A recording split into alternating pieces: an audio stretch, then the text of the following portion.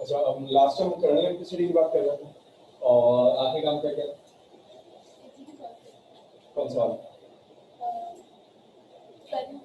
वो तो नहीं, हम कंडक्टर को स्ट्रेच करने वाला हो गया पावर और उसका पढ़ेगा हमने। सही समझ आ गया, वो 3p और 9p वाला।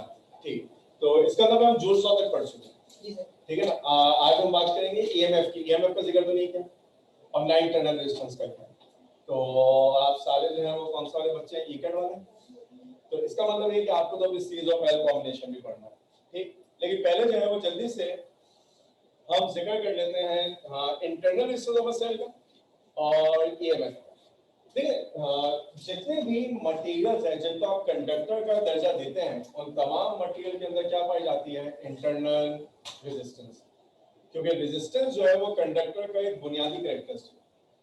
रेजिस्टेंस जो है वो कंडक्टर का एक बुनियादी कैरेक्टरिस्टिक है। हर वो चीज जो कंडक्टर है उसमें लाजमी तौर पर रेजिस्टेंस जो है वो मौजूद होगी। अब अगर मैं बात करता हूं एक सेल की, तो क्या आपको ये बात याद है कि सेल क्या होता है? सेल एक डिवाइस है जो कन्वर्ट करेगी केमिकल एनर्जी को किसके अंदर? इलेक्ट्रिकल। ठीक है ना, याद है ना, सेल दो तरह के होते थे, प्राइमरी और सेकेंडरी। जिक्र भाई, सेल का जिक्र किया हमने कि सेल क्या होता है, प्राइमरी क्या होता है, सेकेंडरी क्या होता है। जिंदगी में कभी पढ़ा है? नहीं। तो एक काम में जल्दी से सुन ले, सुनने में भी बुराई तो नहीं। जो सेल होता है उसका काम है केमिकल एनर्जी को कन्वर्ट करना है किसमें? इलेक्ट्रिकल एनर्जी में। जब सेल के अंदर केमिकल रिएक्शन होता है तो वो एनर्जी जनरेट करता है। उस एनर्जी को पर यूनिट चार्ज पे आप किसका नाम देते थे? ईएमएफ का। तो इसके बाद हम ईएमएफ की वो डेफिनेशन पढ़ेंगे जो बेसिकली आपने सेकेंड में भी पढ़ रखी है कि जब बैटरी एक्सटर्नल सर्किट को करंट प्रोवाइड ना करे तो जो पोटेंशियल डिफरेंट टर्मिनल पे है वो ही ईएमएफ है। ये सेल दो होते थे, एक प्राइमरी होता है, एक सेकेंडरी। प्राइमरी वो है जिसे आप यूज करेंगे, रिएक्टेंट प्रोडक्ट में कन्वर्ट होंगे, कंज्यूम हो जाएंगे, सेल वीक हो जाएगा, आप उसे फेंक देंगे। एक होता है रिचार्जेबल, जो कंज्यूम होगा आप उसे रिचार्ज करेंगे, दोबारा कंज्यूम होगा, रिचार्ज करेंगे। उसमें रिएक्शन रिवर्सिबल है, यानी प्रोडक्ट्स, रिएक्टेंट से प्रोडक्ट और प्रोडक्ट से रिएक्टेंट। तो जब आप बात करते हैं सेल की, तो सेल आपके पास एक डिवाइस है जो क्या करेगी? केमिकल एनर्जी को कन्वर्ट करेगी इलेक्ट्रिकल। अब मेरे पास एक सेल है, इस सेल के अंदर एक पॉजिटिव टर्मिनल है और एक नेगेटिव। हमें याद होगा तमाम सेल्स के अंदर दो इलेक्ट्रोड्स होती हैं, एक को नाम देते थे कैथोड का और एक को नाम देते थे एनोड का। क्या हमें याद है कैथोड क्या होता है?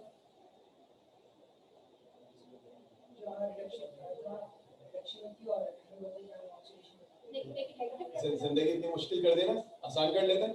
कैथोड उस प्लेट को कहते हैं जहां कैटायन जाता है, और कैटायन वहां जाकर क्या करेगा? इलेक्ट्रॉन गेन करेगा, यानी कैथोड पे नेगेटिव चार्ज होता है। कैटायन पॉजिटिव है, कैथोड पे नेगेटिव है, और एनोड पे एनायन जाता है और इलेक्ट्रॉन लूज कर देता है। तो वो जो बच्चा कहना चाह रहा था ऑक्सीडेशन और रिडक्शन, वो इलेक्ट्रॉन के गेन और लॉस के कॉन्टेक्स्ट में था, ठीक। तो अब आपके पास जितने भी सेल हैं उनके अंदर एक एनोड है यानी पॉजिटिव टर्मिनल, एक कैथोड है यानी नेगेटिव टर्मिनल। इस सेल के अंदर कोई ना कोई इलेक्ट्रोलाइट है, क्योंकि इलेक्ट्रोलाइट एक कंडक्टर है, उसकी भी अपनी कोई ना कोई रेजिस्टेंस होगी, जिसको क्या कह देते हैं? Small R. ये स्मॉल आर कहलाया करती है क्या? Internal resistance. ये स्मॉल आर वाली क्या कहलाता है? इंटरनल रेजिस्टेंस, सेल की अपनी रेजिस्टेंस। मैंने इस सेल को एक एक्सटर्नल सर्किट से जो है वो कनेक्ट कर दिया। फॉर एग्जांपल कुछ तरह एक वायर लिया, यहां पर एक रेजिस्टेंस लगा दिया। इस रेजिस्टेंस को हम कभी कभार नाम दे देते हैं लोड का। अब ये लोड कुछ भी हो सकता है, ये एक रेजिस्टर भी हो सकता है, एक बल्ब भी हो सकता है, एक फैन भी हो सकता है। हर वो इक्विपमेंट जो इलेक्ट्रिसिटी इस्तेमाल करता है, हर वो इक्विपमेंट जो इलेक्ट्रिसिटी इस्तेमाल करता है, वो यहाँ पर आप इस्तेमाल कर सकते हैं लोड के तौर पर।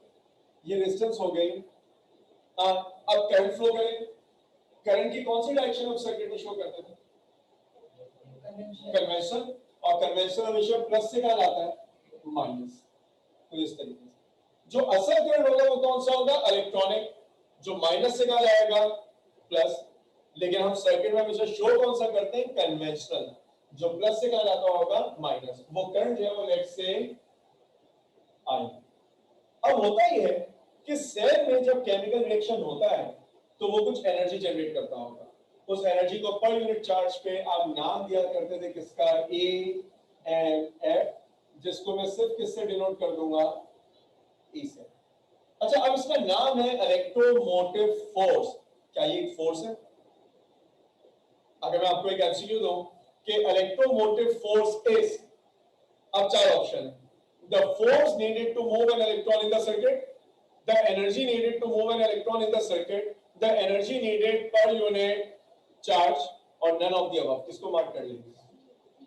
सी, एनर्जी पर यूनिट चार्ज। अगर आप ईएमएफ पर यूनिट देखें तो वो वोल्ट है, और वोल्ट का मतलब क्या होता है? Joules per coulomb. अब पर कूलम का मतलब एक इलेक्ट्रॉन तो नहीं है ना, शायद लास्ट क्लास में भी हमने जिक्र कर दिया था कि आप वो 6.28 10^18 इलेक्ट्रॉन मिलाएंगे तो एक कूलम चार्ज बनेगा। और ईएमएफ न्यूटन नहीं है, ईएमएफ फोर्स नहीं है, तो इसके नाम में फोर्स क्यों आया? क्योंकि मैकेनिक्स में फोर्स उस एजेंट का नाम है जो बॉडी को मूव करवा दे। फॉर एग्जांपल, आज अगर ये मार्कर जो है वो यहाँ पर रखा हुआ है और आप चाहते हैं कि ये मार्कर जो है वो मूव करे, इसको जितनी एनर्जी देना चाहें दे दें, क्या ये मूव करेगा? फॉर एग्जांपल, यहाँ पर आपने बल्ब लाके लगा दिया, रोशनी पड़ रही है, एनर्जी आ रही है, मार्कर का टेम्परेचर भी बढ़ जाएगा, मूव नहीं करेगा। क्योंकि मैकेनिक्स में एनर्जी मूव नहीं करवाती, मैकेनिक्स में फोर्स मूव करवाती है। जेंटल पुश करेंगे तब भी ये मूव कर जाएगा। कुछ आइडिया समझ में आ रहा है? तो फोर्स उस एजेंट का नाम है जो बॉडी को मूव करवा दे।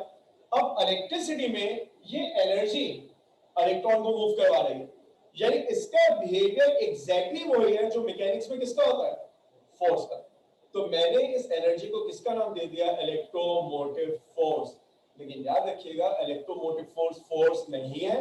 Electromotive force is energy per unit charge, या energy needed for 1 coulomb charge. ये पॉइंट क्लियर हो रहा है? अगर ये बात क्लियर है तो आप सिर्फ देखते रहेंगे। ये तो ईएमएफ हो गया, यानी सेल की वो मैक्सिमम टेंडेंसी एनर्जी प्रोड्यूस करने की जो सेल प्रोड्यूस कर सकता है। अब सेल की अपनी भी कुछ ना कुछ क्या है, इंटरनल रेजिस्टेंस। जब करंट जो है वो सेल के अंदर ट्रेवल करेगा तो ये इंटरनल रेजिस्टेंस उस करंट को क्या करेगी, अपोज करेगी।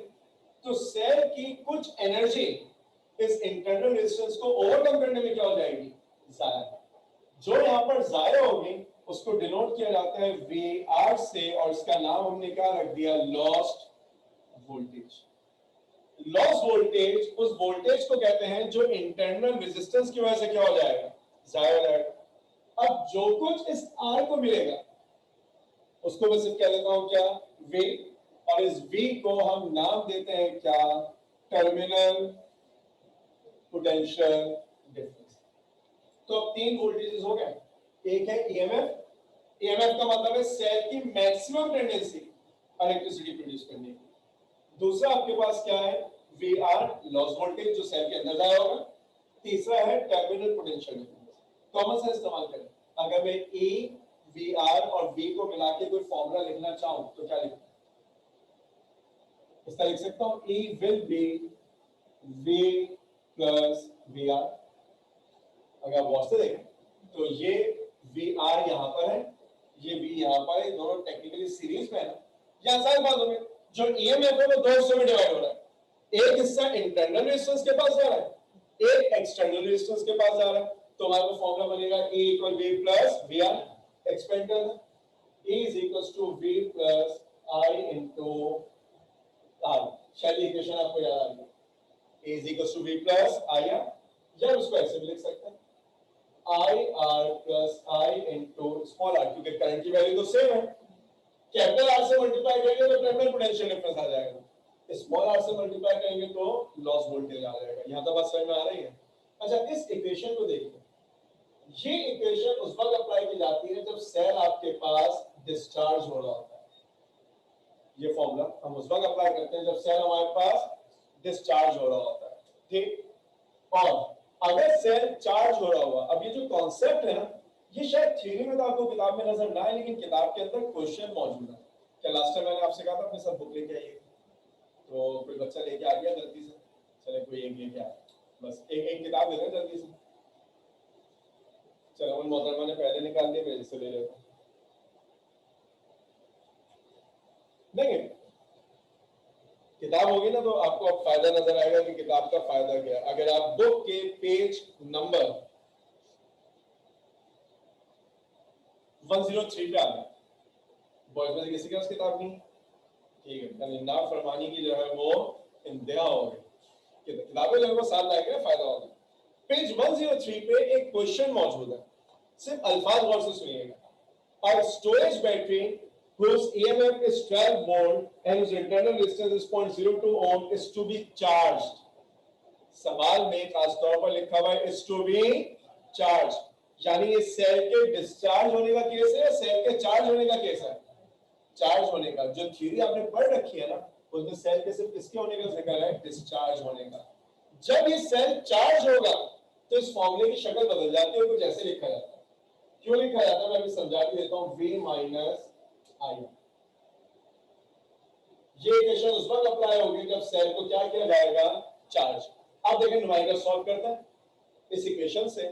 मैं एक दो न्यूमेरिकल सॉल्व करता हूं, आपको आइडिया से रिकॉल हो जाएगा। A storage battery's EMF is 12 volt, क्या लिया मैंने आपको? EMF कितना? 12 volt, and whose internal resistance is 0.2, internal resistance कितनी है? 0.2, is to be charged at rate of 20 amperes। Current कितना गिवन है? 20 ampere. What voltage is required? हमें कितना वोल्टेज चाहिए कि हमें सेल को चार्ज कर दें? आपने कहा सर क्योंकि सेल को चार्ज होने की बात हो रही है तो E is equal to V minus आया, हम सारी वैल्यूज पुट कर दें। E कितना पुट करो?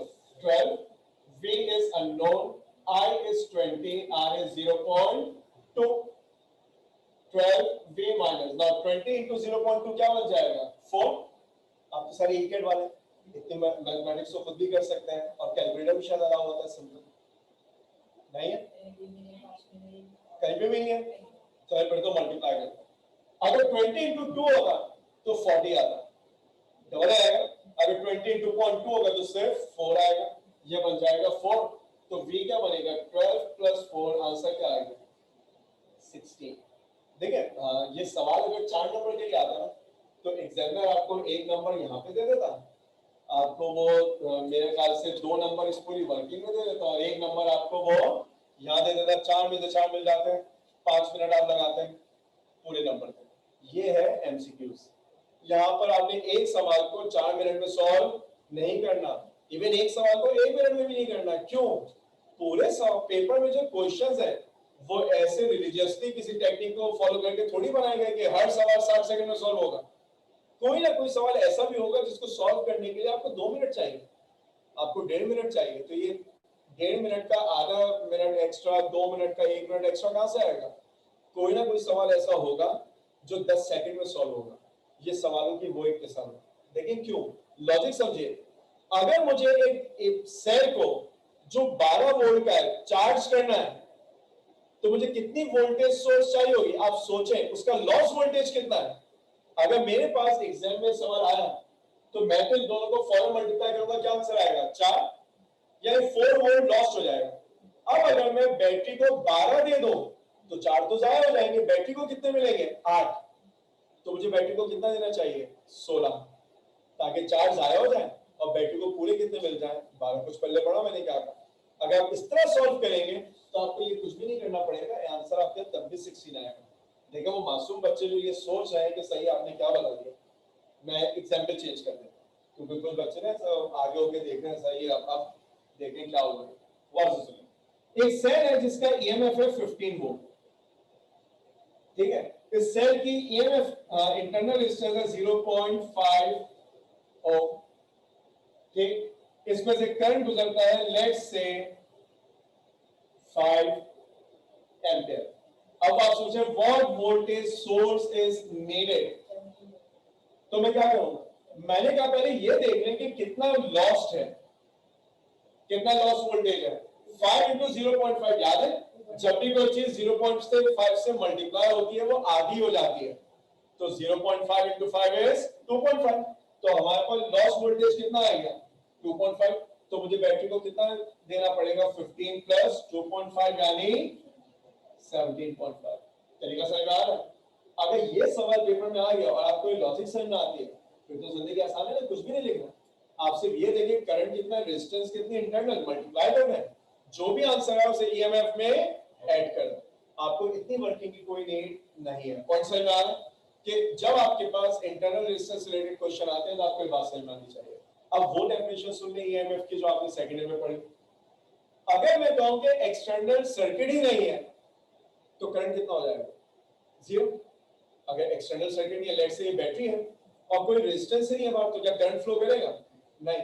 तो जब करंट फ्लो नहीं करेगा तो आई क्या बन जाएगा, जीरो। ये क्या बन जाएगा, जीरो। ई किसके बराबर हो जाएगा, वी के। आप क्या कहेंगे, आप कहेंगे EMF is terminal potential difference when battery is not supplying any current to any external circuit. क्योंकि जिस समय करंट फ्लो करेगा इंटरनल रेजिस्टेंस जो है वो एक्शन में आ जाएगी। अब बात होती है, इसे नोट करना चाहे तो आप नोट कर सकते हैं।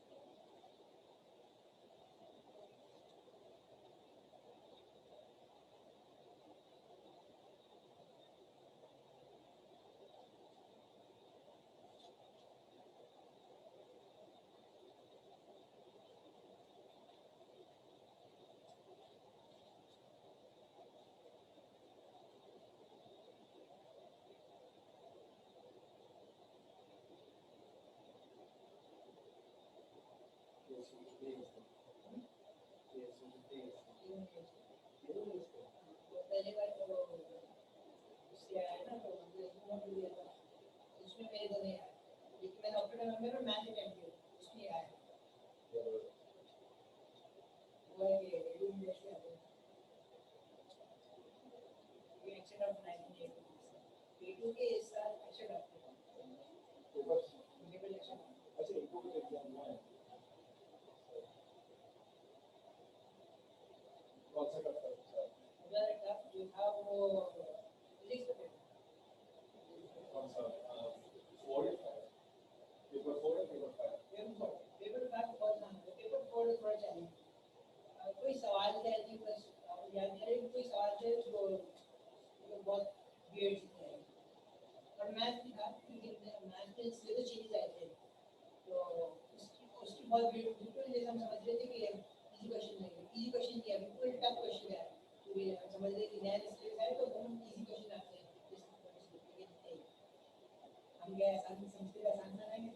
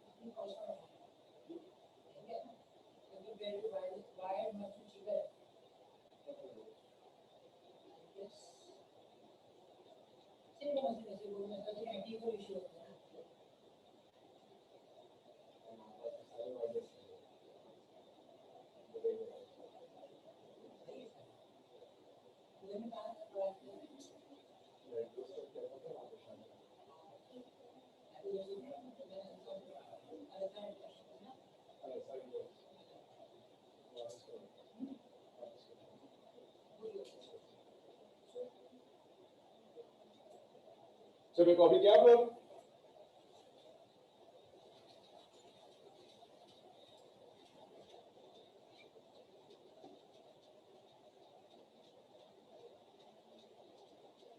अच्छा बाकी ये वाली बात आपको समझ में आ गई? तो देखिए जो भी हमने सॉल्व किया ये है एग्जांपल 13.414 पेज 103 पे।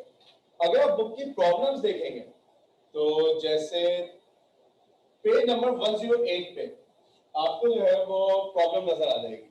और पेज 108 की प्रॉब्लम क्या होगी? जो पीकेट के ना सारे, तो यही बच्चे आ रहे हैं, बाकी क्या ऑनलाइन है? जी सर, आज से और वो जो ऑनलाइन है और एक और कल क्लास कितने बजे होती है? 5:30 होती है ना, केमिस्ट्री की क्लास होती है। तो वो जो कल, सिर्फ कल के लिए वो जो केमिस्ट्री की क्लास है वो आपकी स्टार्ट हो जाएगी 5 बजे। ठीक है, यानी बाकी आगे का शेड्यूल पूरा सेम रहेगा, तो 5 बजे से केमिस्ट्री स्टार्ट हो जाएगी बजाय 5:30। ठीक है जी।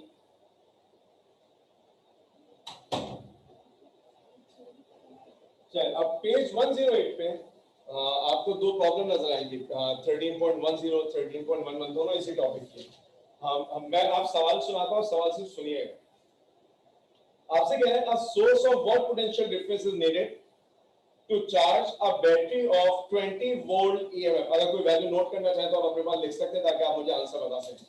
A source of what potential difference is needed to charge a battery of 20 volt EMF?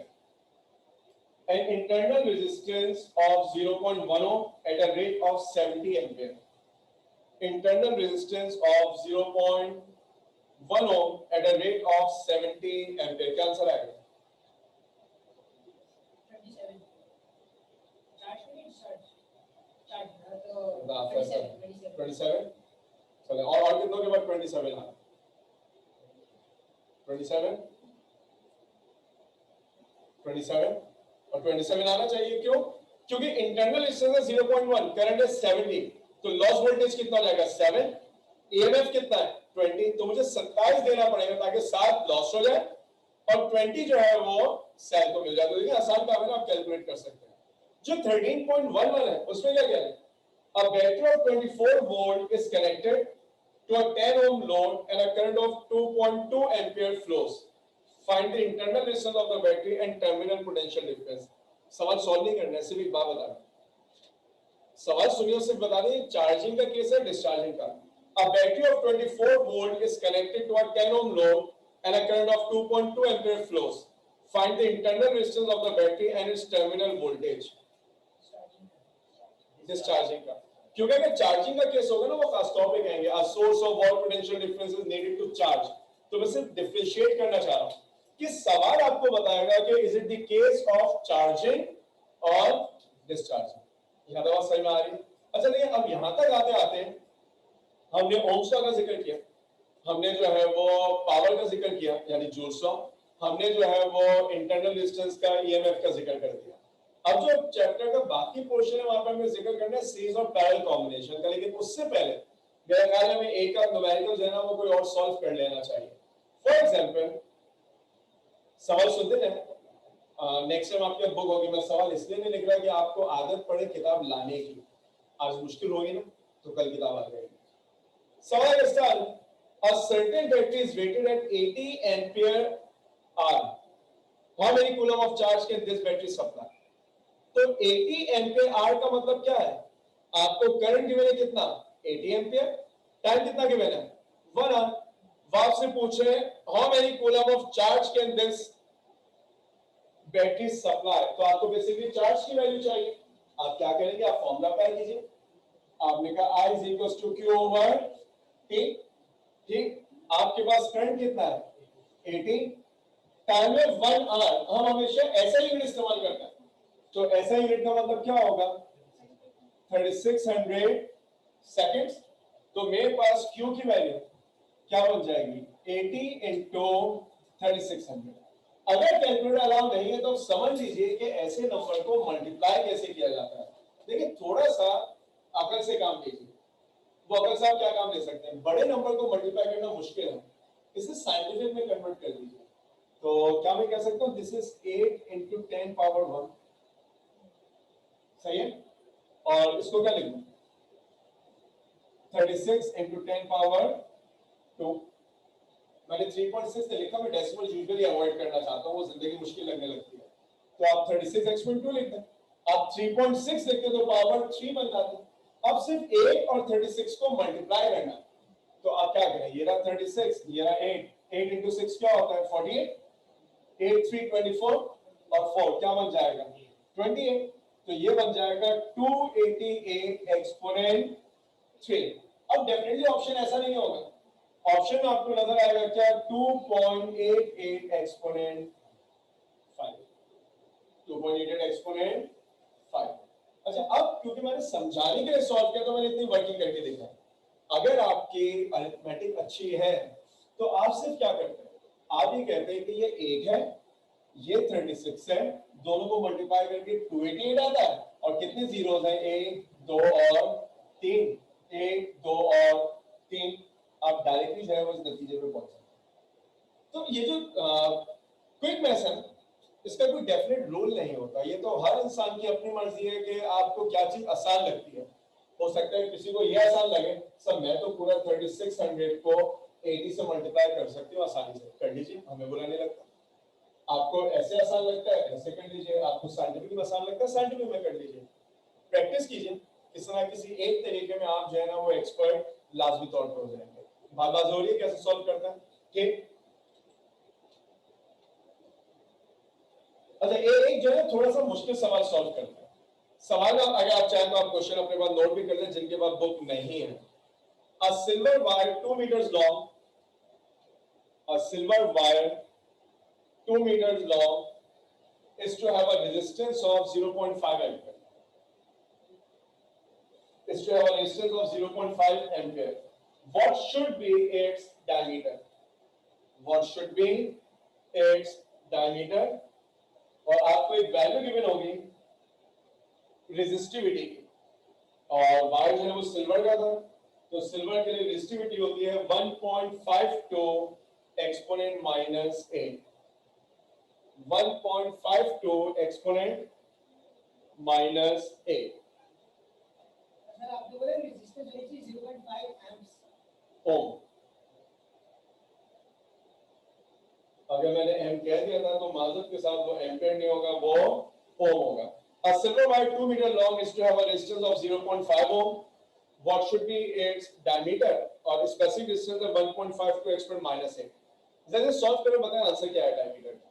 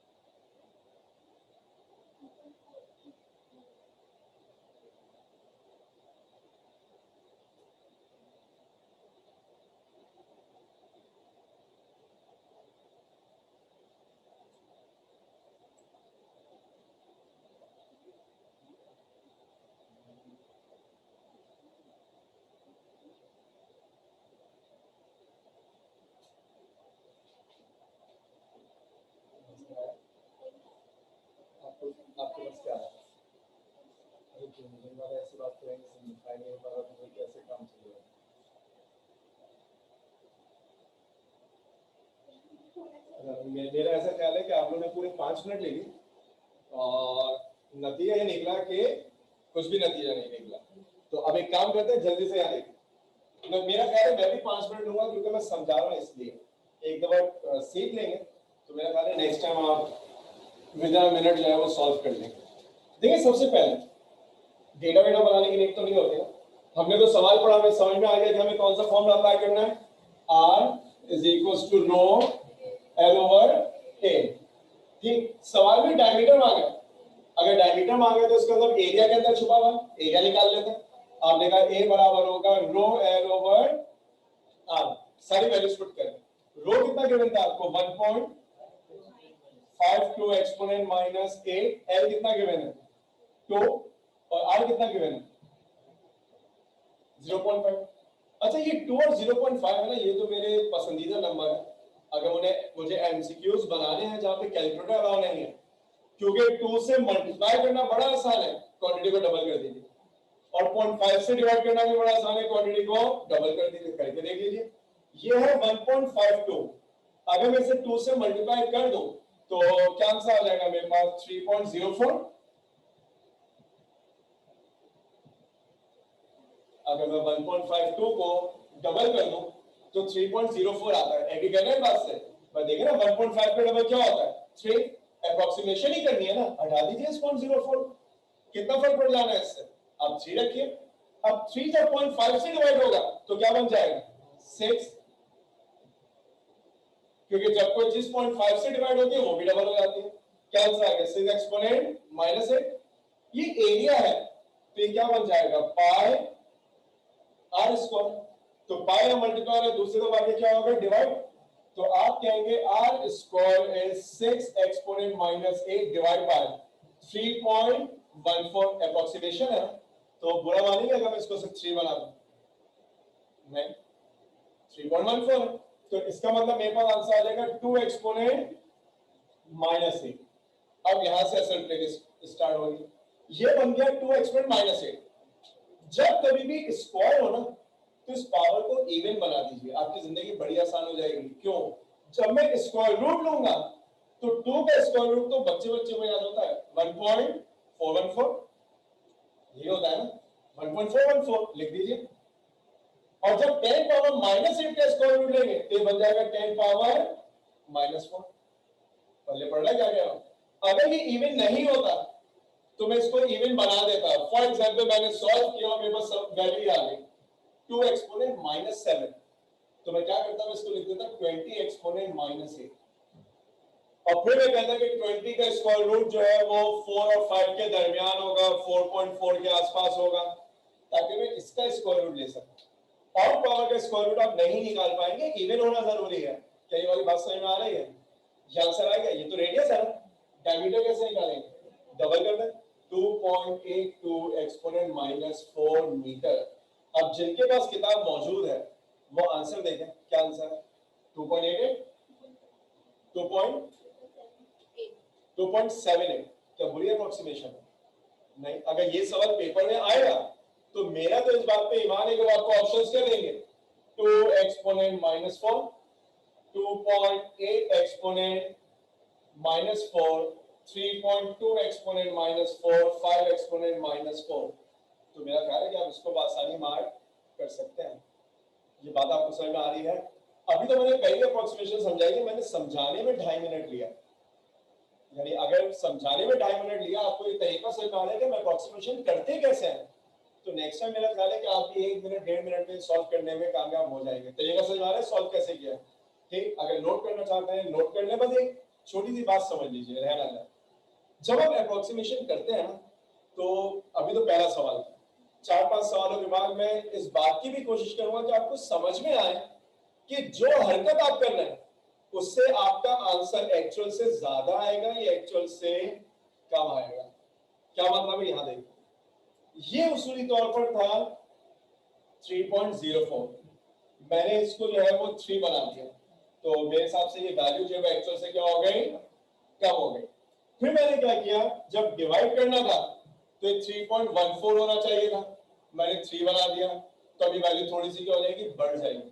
तो मेरी सेंस ये कहती है कि मैंने एक दफा कम किया, एक दफा बढ़ाया थोड़ा थोड़ा, तो आप देखें मेरा आंसर कितना एग्जैक्ट वैल्यू के करीब आ रहा है 2.78। आप उसे 2 डिजिट पे राउंड ऑफ कर दिए एग्जैक्टली 2.8 आंसर आ जाएगा, ठीक है ना। लेकिन आगे चलकर हम इस बात को भी समझेंगे कि मेरे पास आंसर 5 आ रहा है लेकिन ऑप्शन में नजर आ रहा होगा 4.9 या 5.5, तो मुझे फैसला करना होगा कि मैं 4.9 को मार्क करूं या मैं 5.5 को। समझ पा रहा है मैं कहना क्या चाह रहा हूं।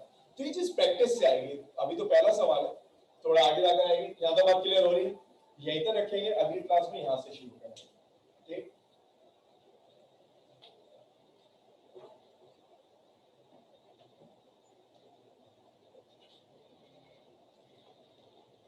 तो कोशिश करेंगे कि अगली क्लास में अपने साथ जो है वो बुक जरूर लेके आए, ताकि मैं सिर्फ क्वेश्चन बताऊं और सॉल्व करूं।